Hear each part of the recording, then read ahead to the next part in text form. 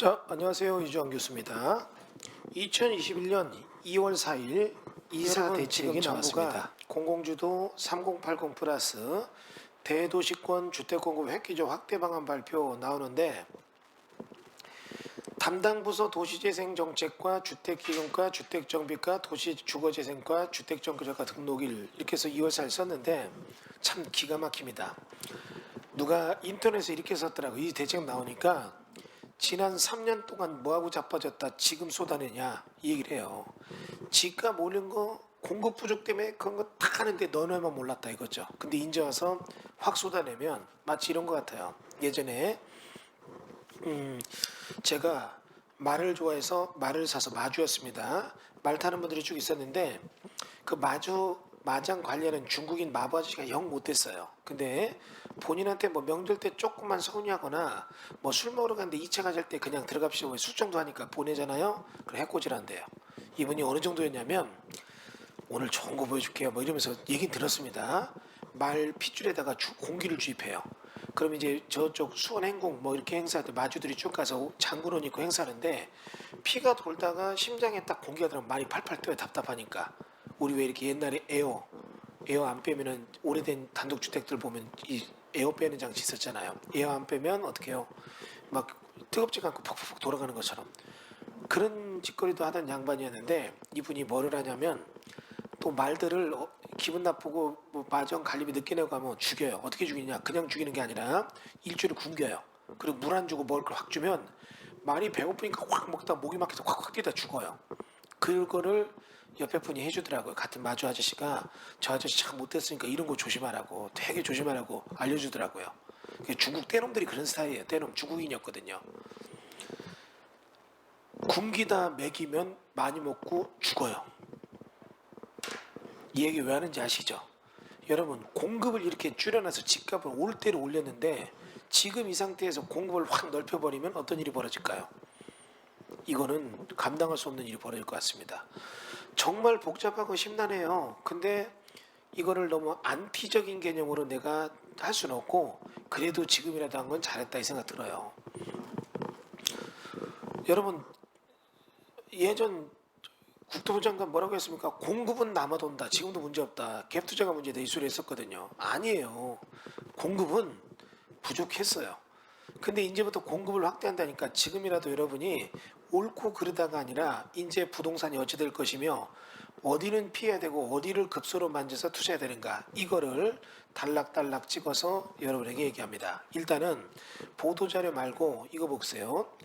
관계부처 합동으로 정부 지자체 공기업이 주도해서 25년까지 앞으로 4년 동안 서울에 32만 호, 전국에 83만 호 주택 부지를 추가 공급하는 공공주도 3080 대도시권 주택공급 획기적 확대 방안을 발표했다. 여러분 여기서 잘 보세요.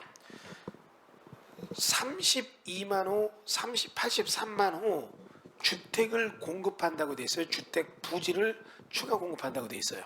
주택 부지입니다. 이것부터 놓치지 말라고요. 그래서 제가 토지시장이 화끈하게 뛰어올 거다. 이 정도 집 지려면 어때요? 집질 땅부터 마련해야 돼. 땅부터 움직이겠죠. 그러면 이제 여러분 불안심리 해소에 나오는 게 서울에만 분당 신도시 3개, 강남구 3구 아파트 수와 유산 32만 호를 공급한다. 여러분 옛날에 아주 옛날에 노태우 대통령이 200만 호 아파트 건설 공약 내세웠을 때 임기 중에 200만 호 줬거든요. 건축비가 상승하면서 물가가 폭등을 했어요. 답답합니다. 지려면 하나씩 져야지 몰아빵으로 못 짓게 해서 다 올려놓고 몰아빵으로 지려면 이거 동시공급은 어떻게 해요? 일순간에 공급 가격에 상승이 될 겁니다. 왜? 자재 물량 다 올라요. 건축자재 오르니까. 속도, 건설기관의 획기적 단체 정비 사업의 평균 13년을 5년이나 한다. 품질, 특별건축구역, 민간의 창의적 설계 시공에서 충분한 생활 간접 자본을 내준다. 가격, 공공분양을 통해서 시세보다 저렴한 오프도 더 모르겠어요. 하우싱 공급한다. 왜 영어를 써서 사람 이미지 나빠지게.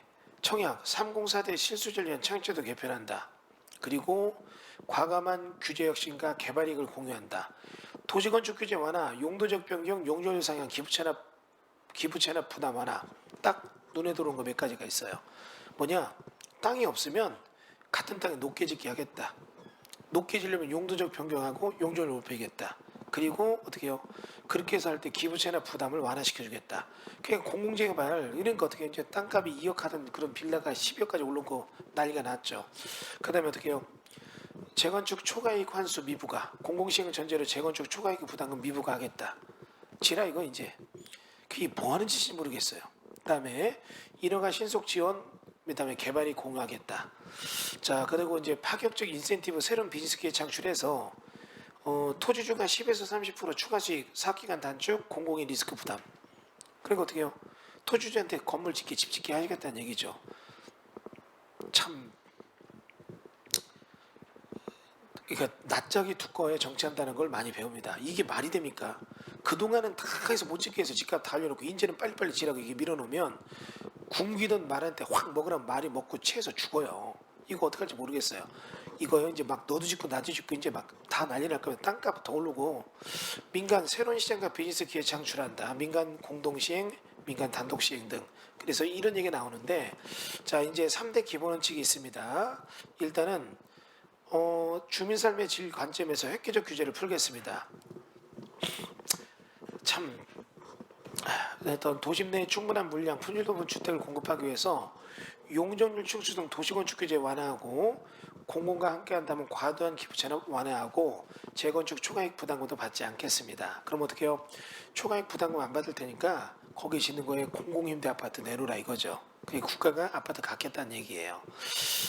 좋습니다. 그렇게 해서라도 이득이 나서 많이 공급되면 일순간은 어려워져도 앞으로는 어떻게 해요? 시간이 갈수록 공급이 날리면 집값은 점차적으로 안정될 겁니다. 자, 공공주도로 절차를 대폭 간소화하겠습니다. 공공이 토지주 세입자에 대한 이해관계 조율하고 신속한 인허가 부적법을 통해 사업기간을 5년 이내로 대폭 단축한다. 좋습니다. 그 결과 발생한 이익은 함께 공유합니다. 사업기간 단축으로 이익은 토지주에 대한 충분한 수익, 세입자 영세장이 안전된 삶 인프라하겠다. 그래서 우리 도시에 대한 많은 고민이 담겨 있습니다. 어쩌고저쩌고 돼 있는데 이례적 초저금리 지속으로 주택가격 상승하고 산업 주거 생활 트렌드 변화와 가구 분화 등으로 도심 주택에 대한 수요가 증가되면서 전반적 주거 부담이 증가되고 있다. 정부가 그간 도심 내 주택 공급 기반을 강화하기 위한 노력으로 지속해왔지만 집값 상승 기대가 지속되고 도심 내 주택 부족이 커져서 내 집 마련 불안 시비가 확산되고 있다. 이에 주택시장 안정을 위해서 국민들이 원하는 입지와 유형의 주택을 도심 내 공급하자 획기적 공급 방안이 시급합니다. 그래서 4차 산업혁명, 제로에너지 신규주 발전, 비대면 소비 등 생활 패턴 변화에 맞춰서 도시 공간구조 개편이 필요하다. 그래서 이러한 메가트렌드 쫓아가기는 다소 경직적인 모습을 보이고 있어서 역세권, 대중교통과 녹색기술 접목해서 저탄소 주거상업 복합적으로 고밀 개발할 것이다. 자, 이거는 잘하는 것 같아요. 뭐냐면 직주 근접이 아니라 직주 혼합의 형태죠. 여러분 이거죠. 역세권이 있다면 역세권에 상업지역에다 밑에는 일할 수 있는 자리 만들고 위에는 아파트 진다면 출퇴근을 안 하니까 차량 움직임이 적어지니까 어때요? 출퇴근 시간도 줄고 그 수요가 굉장히 커질 겁니다. 얼마 전에 제가 주상복합 아파트가 아니라 주 IT밸리 아파트에 집중하라 이런 얘기 했었잖아요. 그래서 입지가 우수한 여건지에 인접할수록 오히려 소형 필지와 노후 건축물의 비율이 높아지면서 낮은 밀도로 응되고 있다. 4차 산업 전쟁기로 탈바꿈될 중공업적도 마찬가지다. 벌써 딱 나오죠? IT밸리. 서울 일부 중공업적은 사실상 주거지로 사용되는 실정이다. 보육에서 택배 안전시설 갖춘 보금자리층 저층 주거지는 사업성 부족 주민 갈등에 슬럼화 진행되고 있다.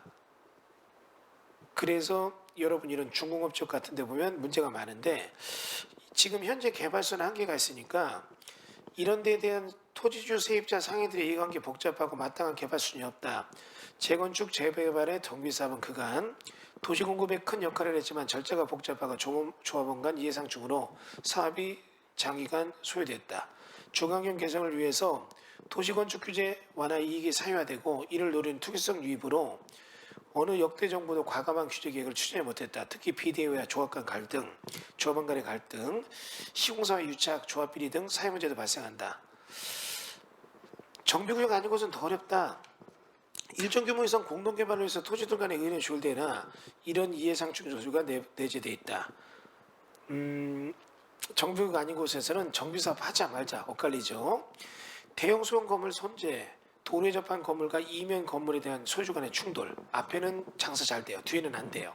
그러니까 이런 충돌 하자 말자 갈리죠. 잘 되는 생각은 세태한 상가 이런 거죠. 구닥다리 동네 안골목에 오래된 국밥집이 있는데 여기는 명품이에요. 오래된 전통이 있어요. 잘 돼요. 그럼 이런 데는 어떻게 해요? 잘 되는 상가. 또 옆에는 보니까 뭐 거의 유리창 깨지고 폐기물 싸는 상가들 있죠. 새도 안 나가는 거. 이런 데는 정비사업 원하고 아까는 안 되고. 그 다음에 개발비 능력이 없는 경우에 복잡하니까 이런 게 문제다. 공공이 주도하면 충분히 주택을 신속히 공급할 수 있습니다. 공공이 다양한 이해관계를 책임지고 조율할 수 있습니다. 자, 그러니까 민간이 못하니까 공공이 나서야 된다 이런 얘기를 하고 있습니다. 참 답답해요. 여태까지 공공주도 사업 제대로 되는 걸 못 봤습니다. 전문가도 없고요. 어떤 개발은 사익의 극대화가 이럴 때 보상성이 있어 움직이는데 공공이 과연 이거 할 수 있을까요? 엄청나게 문제 많을 겁니다. 질적 저하 그리고 어떻게 누구도 책임지지 않는 그런 프로그램 걱정됩니다. 그래요. 얼마나 책임지고 누가 하는지 한번 봐야죠. 여러분 의왕시에 백운밸리가 개발될 때 자금을 대는 메리츠 증권 쪽에 있는 분이 그런 얘기 하나 들었거든요. 의왕 백운밸리 최대의 개발 최대적은 그 주체인 의왕도시공사다. 이런 얘기 했었거든요. 몰라요. 말만 하고 자기가 권한 잡고 눈만 껌먹껌먹하고. 민간 쪽에서 움직이는 것은 사익의 극대화를 해서 조율과 절충을 하지만 공공부문은 못합니다. 아예 수용이란 몰라도. 이런 걸 어떻게 공공부문이 하겠습니까? 재개발 니들끼리 알아서 하라. 이런 얘기가 나옵니다. 이거 어때요? 생각과 말과 행동이 따로 놓는 정책이라 어떨지 모르겠습니다. 오히려 하다가 손들고 민간 쪽에 넘게 된다. 이런 얘기가 나오면 이땐 죽도 밥도 안 되고 더 복잡할 겁니다. 어떤 기대는 해봐야죠. 한다고 하니까. 그 다음에 보면 사업 참여 가능자 대상자가 대폭 확대했습니다. 기존 정비구역뿐만 아니라 역세권, 중공업지역, 저층주거지 등 비정비구역까지 최대한 모습을 만들어서 주택 공급 수요를 충족하게 했습니다. 관에 있는 분들은 때 되면 월급 나오죠. 실적으로 월급 나는 게 아니에요. 정년이 보장되죠. 무리수를 두지 않습니다. 기업은 살아남기 위해서 외부와도 생존 경쟁을 하고 내부와도 생존 경쟁을 합니다. 내부에서도 밑에 사람 밀고 올라오고 위에 사람 안 밀리려고 더 올라가고 어느 쪽이 개발을 주도해야 되는가 좀 애매합니다. 자, 개발사업으로 내몰릴 수 있는 사회적 약자도 두텁게 보호합니다. 세입자 영세상인 등 개발사업 시작되면 외곽으로 내몰릴 수 있는 취약계층까지 임시 영업공간, 건설로 공급될 새 아파트 공급임대주택을 재정착용으로 제공합니다. 동시에 사업구역 간의 순환정비 뭐냐 한 번에 몰아가는 게 아니라 A지역 끝나면 B지역하고 B지역 끝나면 C지역한다 이거죠. 왜 하느냐 A, B, C가 동시에 하면은 싹 다 철거니까 폐기물 문제 복잡하죠. 공사 현장에 진출입 때문에 대중교통 마비되죠. 싹 다 부시니까 그 사람들이 인근에 세입자로 나오면 인근 임대시장이 폭등을 하죠. 그러니까 이런 순환정비 사업 하겠다는 얘기고 수도권 인근택 지원에 관한 광역 순환정비를 통한 주택매실 이에 대한 이주 수요에 효과적으로 대응합니다. 개발이익 사유화지 걱정이 없어 과감한 규제 완화도 가능합니다. 좋습니다. 규제 완화시켜서 개발이익을 사유가 아니라 공유하겠다는 얘기죠. 공공이 발생하는 수입을 모두 공익 목적상으로 사용하므로 과감한 용도적 변경, 용적률이나 기부채널 완화 등이 가능하고 재건축 초과이익 부담도 부과되지 않습니다. 초과이익이 없죠. 공공이 다 가져가는데. 그 결과 얻은 개발이익은 우리 사회 모두가 공유합니다. 그래서 이런 사회적 약들을 갑니다. 공공주도 3080 내집 마련 기회를 대폭 늘리겠습니다. 그래서 이번 대책을 통해 비정비구역인 역세권, 중공업지역, 저층주거지를 개발하는 도심 공공주택 복합사업과 그 도심 공공주택 복합사업이 뭔가 이거 보는 게 중요하죠. 기존 정비구역 사업을 빠르게 추진하는 공공부문, 국가나 지자체나 공사가 직접 시행하는 정비사업, 도시재생 실행력을 강한 주거재생 혁신주거 사업을 추진합니다. 그래서 여기 도시재생 주거 혁신주거 사업 이런 게 추진되면 뭡니까? 건축 협정, 건폐율 용적률 완화, 주차자 완화 이런 것들에 대한 연립주택 그런 건축이 활성화될 것 같고, 대표적으로 신규 도입되는 도심 공공주택 복합사업은 주민이 희망하고, 토지 중에 3분의 1 이상 동의하면 사업이 확정되며 공기업 부지 확보, 지자체 신속 인허가 등을 통해서 공공주도에 대한 패스트트랙으로 추진됩니다. 여러분, 도심 공공주택 복합사업 어디입니까? 역세권, 준공업지역, 저층주거지 개발하는 요거 세 가지요. 그러니까 뭡니까? 저층주거지 용적률 완화시키고 공공주택이 하면서 어떻게 해요? 공공이 하면서 여러 가지 완화시켜 준다니까 이런 데 잘 봐야 되겠죠. 역세권, 또 어디요? 중공업지역. 자, 그리고 대표적으로 신규 도입되는 도심 공공주택 복합사업은 주민 희망하고 토지주 3분의 2 동의하면 사업 확정된다. 자, 용적률 상향, 기부채 납 등을 통한 사업성 대폭 제고하되 토지 소유자에게 기존 자체 사업 추진 방식 대비 10에서 30% 높은 토지 수익률 및 아파트 상가 우선 공급 보장할 계획이다. 나름대로 어떤 내용은 나오고 있습니다만, 이런 것 때문에 이제 땅값이 뛸 때 그들의 기대치가 높아지면 정부가 과연 공공분이 손을 낼 수 있을 건가 생각을 해봐야 돼요. 시장 경제에 맡기지 않고 관이 주도하고 관이 주도한 데 이렇게 올려주겠다. 그리고 이득 주겠다. 과연 여기에 사람들이 그럼 이제 투자가 되고 그들의 기대 심리에 맞는 더 많은 투자수를 낼 수 있는가? 사람들의 부동산적 욕구 수요, 그들의 움직임 동향, 행태적 개념의 통계적 표본의 답안인지 조금 의구심이 들어요. 답답합니다. 근데 어쨌거나 이런 도심 공공주택 복합사업이라는 거 내놓고 있으니까 한번 기대는 해봐야겠네요. 너무 부정적인 얘기만 해서 죄송합니다만 문제점을 지적해 보는 거예요. 어쨌거나 저 지역은 땅값이 오릅니다. 그리고 오르기 때문에 일이 안 될 겁니다. 자, 투자 가치가 있다는 건 맞아요. 근데 이거 민간 쪽에서 손대기 전에는 답이 안 나옵니다. 마치 인덕원역 쓰리풀 역세권 된다. 3년 전에 사라 했는데 안 사고 지금 이제 살려고 하니까 어떻게 해요? 사람들은 더 많이 불러요. 그리고 그 더 많이 주고 사면 그 사람은 기대 수익을 보려면 도저히 답이 안 나와요. 그거를 보는 것 같습니다. 안타깝습니다. 자, 대책 주요 내용. 이번에 25년까지 수도권에 약 32만 호, 지방 약 25만 호, 총 83만 6천 호를 만호 신규 부지 확보할 계획이다. 분당 신도시급 3개 규모다. 근본 83만 6천 호 중 약 57만 3천 호는 도심 내 신규 사업을 통해서 나온다는 얘기죠. 26만 3천 호는 신규 공급택 지정을 통해서 할 것이다. 기존 주거로드맵 3기 신도시 통해 추진 중인 127만 호 공급 계획을 합쳐보면 약 200만 호 이상으로 이는 역대 최대 공급 수준이다. 200만 호 아파트 짓던 노태우 대통령 때 동시다발적인 아파트 공급으로 일시적인 이 조정이 있었지만 종국적으로 분양가 상승으로 건축비 상승으로 인한 분양가 상승으로 집값은 엄청 뛰었다. 이번 대책에 제시한 물량은 면밀한 입금요금 검증, GIS 분석을 통해 사업 가능한 부지를 확인하고 그간 정부 민간에 추진했던 사업들이 주민 참여율을 근거로 공급 물량이 산출되었다. 자, 그러면 여기 이제 하나씩 볼게요. 자, 이제 이게 메인 게임이죠. 자, 글씨가 작을지 몰라 좀 확대하겠습니다. 도심 공공주택 복합사업 소규모 재개발을 묶어서 30만 원 낸다. 공공주택 복합사업을 신규 도입해 노후슬럼화 비효율적 부지 이용 등에 불구하고 적정 개발선이 없어서 방치 중인 역세권 중공업지 저층주택 신속 정비하겠습니다. 토지 민간기업 지자체 등이 저개발된 도시 우수 입지를 발굴하여 LHS 등의 주택 거점 복합 조성 제한하면 국토부 지자체 검토를 통해 해당 지역의 개발사업 조속히 치고 추진되는 예정지구 지정되며 예정지구 1년 이내 토지 등 3분의 1 이상 동의하면 사업이 확정되고 공기업의 부지 확보 및 지자체 신속 인허가 등을 통해서 착공하는 공공주택 패스트트랙으로 진행됩니다. 이렇게 할 때 용적률 상향, 기부채 납 제한을 통해서 사업성을 대폭 제고하여 기존 토지 소유자에게 기존 자체 사업 추진 방식 대비 높은 수익률을 아파트 상가 우선 수익률 및 아파트 상가 우선 공급 보장할 계획입니다.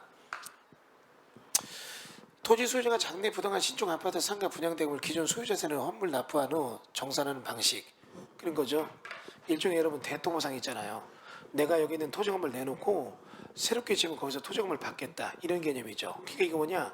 환지 환권 아닌 환지 환권 비슷한 거예요. 환권 아닌 환권인 듯 환권 아닌 환지 뭐 이런 거죠 이제. 그러니까 뭐냐면 이렇게 해서 보면 여긴 사업성이 좋은데 지주들한테 그럼 수용할 때 그런 보상을 넣게 준다 그런 게 아니라 너희들은 내라. 그럼 환권을 한다는 개념이 아니라 보상하는 것을 나중에 우리가 짓게 되는 건물과 토지를 주겠다. 그걸로 보상하겠다는 얘기죠. 차마 내가 여기서 그 내부의 숨은 얘기를 못 하겠습니다. 온라인이다 보니까 이거에 대해서 대토부상이나 이런 걸 관여해서 봐서 아는데 좀 답답한 게 있습니다. 자, 아무튼 그런 식으로라도 여러분이 그럼 여기 땅을 받고 환권을 한다. 그러면 어떻게 해요? 투자에 그런 어떤 모서리 투자가 있어야 돼요. 중심이 아니라 모서리. 모서리 투자라는 개념 잘 생각해 보세요. 힌트만 드릴게요. 모서리. 핸드폰 사면 모서리가 제일 먼저 깎여요. 가장 충격을 많이 받죠. 가장 다른 면, 중간면이나 앞면, 뒷면에 비해서 가장 많이 깎여요. 상도 그렇고 테이블도 그렇고 그래요. 모서리 투자법 해야 됩니다. 자, 이대목에서 여러분 모서리 투자법 기억하세요. 그리고 제가 나오는 유튜브 영상 계속 보면 여러 개의 내용 중에 모서리 투자법이 뭔가 딱 정리가 되실 겁니다. 지금은 모서리 투자법, 가장 상한 것에 투자해야 돼요. 자, 두 번째는 용적률 상향, 기부채 납치 제한 등을 통해 사업성을 대폭 제고하되 기존 토지 소유자 기존 자체 방식의 수익률 높은 이걸 주는데 이런 장래 상가 우선 보장할 때 이런 기존 소유자는 현물 납부한 후 청산하는 방식을 도입한다. 이게 나오니까 토지 건물을 내놓고 나중에 새로 지은 걸 받는다는 얘기죠. 이거 잘 생각하시라는 얘기죠. 그리고 또한 보장 추가 수익 외에 개발이익은 부용 부담 능력 없는 실거주자, 거주자, 마련, 세입자, 영사장, 이주, 생계 지원, 지역사 생활, SOC 중 도시환경 개선 목적으로 활용할 계획입니다. 향후 공공주택 복합사업 추진 역세권, 준공업지, 저층주거지 딱 셋도를 계속 나오죠. 기억하세요. 역세권, 준공업지, 중공업지역, 저층주거지. 맞춤형 규제 혁신 및 개선 컨셉을 개발해서 특화 개발할 것이다. 역세권이 5,000m 제곱 이상 용적률 상향 최대 700% 무시무시하죠. 그러니까 어떻게 해요? 서울특별시 같은데 역세권은 이제 다 고층 아파트 짓겠죠. 상업시설 비율 완화. 뭐냐면 주상복합의 상업실이 30%인데 그게 아니라 막 10%만 줘도 좋다. 1층만 상가두고 그 다음에 2층부터는 꼭대기까지 다 아파트 지라 이런 얘기죠. 그리고 지하철 연결 통로 설치 등 주민평의 극대화 통해서 주거상업 고밀지구로 복합개발하고 그러니까 주거업무 상업, 제주통 위주로 저밀 개발되어 있는 중공업 지역은 스타트업 육성공과 R&D 센터, 청년 기숙사 및 주거단지 등이 복합한 주거산업 융합지구로 낙후된 저층 주거지는 최강 높이 기준 건축 규제를 완화하고 생활 SOC 복합 등을 통한 우수 정주환경, 유관경 갖춘 주택공급 활성화적으로 조성하겠습니다. 써 있는데, 자 여러분 여기 보면 제조나 유통 위주로 저밀 개발되어 있는 중공업 지역 있잖아요. 어디입니까? 성수동, 금천구 이런 데는 스타트업 육성 공간과 R&D 센터 만들고 IT밸리. 그럼 이런 공업 지역에 낙후된 데서 집 지으면 집들도 슬럼화되고 안 좋아요. 근데 여기다 R&D 센터 만들고 그 위에 청년 기숙사 만들고 그 위에다가 주거단지 등을 만들어 봐서 아파트 지면 주거산업 육합단지를 만들면 낙후된 저층 주거지 1만 이상은 최강 높이 기준을 완화해서 도시건축규제 완화하고 여러 가지 생활 간접 자본을 만들어서 육아시설 갖춘 주택공급 활성화적으로 조성하겠습니다. 이거 나름대로 잘 만들었어요. 공공주택 복합사업에 대한 얘기는 조금 저는 문제점이 있다고 보지만 역세권에 대해서 이런 주택공급 활성화지구 조성 이런 부분은 주거산업 육합지구 아이디어 굉장히 괜찮습니다. 이건 잘한 것 같고 또한 역세권 중공업지역 중 소규모입지에 대해서는 기존 소규모 정비를 개선한 소규모 재가매 사업을 신설해서 주택공급을 낙후하는 것을 개선하겠다. 그리고 지자체가 구역을 지정하면 토지주가 정비사업을 시행하고 사업 활성화를 위한 정비구역 경계 설정 제한 및 부지하권 요건 완화, 도시건축 규제 완화, 세제 혜택 등을 적용할 계획이다. 그러니까 어때요? 이제는 이런 거죠. 집값을 다 올려놓으니까 정비구역이 답이 안 나왔는데 웬만하면 답이 나와요. 왜? 부지구지면 집값이 올라가니까. 대표적인 게 의왕시 내선동에 있는 특별지역이 워낙 연립주택이 많아서 정비사업이 답이 안 나왔어요. 다 연립주택이에요. 그런데 이게 진행돼. 왜? 아파트가 하도 오르니까 답이 나오는 거예요. 이제 사업성이 좋아져서. 그러니까 이거를 지금 이런 거에 대해서 사업성에 나오니까 이런 부분에 대해서 아예 그냥 다 완화해서 공급 다 넓혀주겠다 이런 거죠. 그러면 이런 일이 벌어집니다. 예전에 제가 이거랑 유사한 얘기를 한번 합니다. 세기 여러분 21세기가 아니라 20세기에 전 부동산 했었어요. 20세기 1999년도 했으니까 20세기는 1999년도와 2000년도까지가 20세기, 21세기는 2001년 1월부터가 2001년 1월부터가 되는 건데 그때 내가 부동산 할 때 있었던 거에 딱 입문해서 본 걸 얘기합니다. IMF가 터졌어요. 97년도에. 98년도, 99년도에 집을 안 줬어요. 집 주면 망해요. 누가 안 사니까. 어려우니까 경매로 집 뺏기면 부모님 캥거루족 부모님한테 들어가요. 결혼도 안 해요. 그때 대전 둔산동, 월평동, 갈마동에 다가구 주택 부지가 많았어요. 이걸 하나 땅값이 싸니까 이걸 딱 사서 치면 땅값이 1억인데 건축비 2억 들으면 3억이잖아요. 5월 전세 내면 5억이고 융자 끼면 융자가 한 2억 되니까 보증금 2억이니까 그러니까 어때요? 땅 사서 건축 지면 보증금과 대출 받으면 4억이 돼요. 그리고 월세가 한 300 들어오면 이자 내고도 돈이 남아요. 그러면 다가구에 막 들어와요. 집이 없으니까. 그러니까 사람들이 다가구 주려고 막 사니까 다가구값이 올라요. 다가구 땅값이 올라요. 그리고 다가구부터 올라요. 그러니까 어떻게 계속 져요. 땅값은 계속 올라요. 그리고 오른 땅값에 지니까 다가구값도 계속 올라요. 근데 인근에 이제 드디어 오래된 대전 가장동 주공아파트가 싹 다 재개발됐어요. 재건축 때문에 싹 부시니까 그 몇천 세대가 갈 데가 없으니까 다가구값 더 올라요. 임대료가 오르니까 막 올라요. 그러니까 막 꼭지점 갔는데 딱 어느 순간부터 갑자기 재건축이 딱 이루어지면서 증가된 세대에서 입주가 되니까 사람들이 글로 가면서 다가구에 세입자를 못 구하면서 다가구가 다 경매 나와요. 여러분 지금 이런 현상이 일어날 것 같습니다. 지금 이제 이런 재개발 된다. 그럼 어때요? 이제 땅값 올라요. 재개발 토지 건물 다 지분별로 올라요. 그리고 재개발 되고 된다. 그럼 막 이제 어떻게 해요? 가뜩이나 집값도 올라오니까 막 그런 걸 바라볼 때 또 올라요. 이게 시장의 원리예요. 시장의 원리는 이런 식으로 보이지 않는 손이 이걸 작용을 해요. 그러면 그거에 대한 공급이 늘고 공급이 다가고 많아지니까 결국은 적정하게 내려가요. 그럼 이게 완만하게 이렇게 움직여져야 되는데 말을 굶기다 먹으면 확 먹고 죽는 것처럼 굶겨 놓으니까 어떻게 해요? 확 올라갔다가 결국은 이런 게 다 공급돼서 세대가 많아질 때는 집값은 어떻게 될 건가 생각해 보시라고요. 그때는 수직 하강이 일어날 겁니다. 이겁니다. 사이클을 적정하게 이렇게 주기적으로 관리하면서 해야 되는데 지난 몇 년 동안 이렇게 해서 공급을 올려놓고 그리고 이 상태에서 더 올라갑니다. 이제 그러다가 어느 정도 이게 공급이 되게 되면 이 많은 공급이 이루어질 때는 확 떨어지겠죠. 문제는 이거에 대해서 짓는 게 공공 쪽이 하고 있다는 얘기예요. 공공분이 한다. 시장이 막힌 게 아니라. 그러면 이 공공 쪽이 하게 될 때 일에 대한 어떤 순환 사이클 그리고 이런 게 폭락될 때 공공부분이 이걸 재산을 방어하지 못하면 그 공공부분의 재산 방어 못하는 걸 결국 누가 메꿔야 되느냐. 국민이 세금으로 또 메꿔야 된다. 이거는 여러 가지로 문제점이 있습니다만 지금은 이거는 이렇게 안 하면 안 돼요 또. 그게 문제입니다. 3년 전에 잘못했기 때문에 지금은 억지로 풀어야 돼요. 이런 얘기 해볼까요? 가슴이 막 한 사람은 톱으로 가슴을 썰어서 심장을 꺼내서 막 어떻게 해요? 고쳐야 되는 그런 상황이에요. 이런 겁니다. 지금보다 아파트 값이 올라도 문제, 그대로 가도 문제, 떨어져도 문제예요. 답이 없어요. 노답이에요. 주택에 대한 부분을 이렇게 건드릴 때 결국 이건 토지시장 가격이 엄청나게 오를 수밖에 없습니다. 그리고 그 위에 건축이 되면서 입지가 바뀌고 그러면 계속적인 상승이 있다가 어느 순간 공급이 충만하면 결국은 어떻게 해요? 가격을 지키지 못하고 후둑 떨어질 때는 정신없이 떨어질 거란 얘기죠. 그래서 제가 얘기했죠. TTL이라는 수업할 때 롤러코스터 타고 올리는 느낌이다. 이거는 날아가기 위해 올라가는 게 아니라 어떻게 해요? 엄청난 하락을 위해서 끌려 올라가는 느낌이다. 지금은 그때입니다.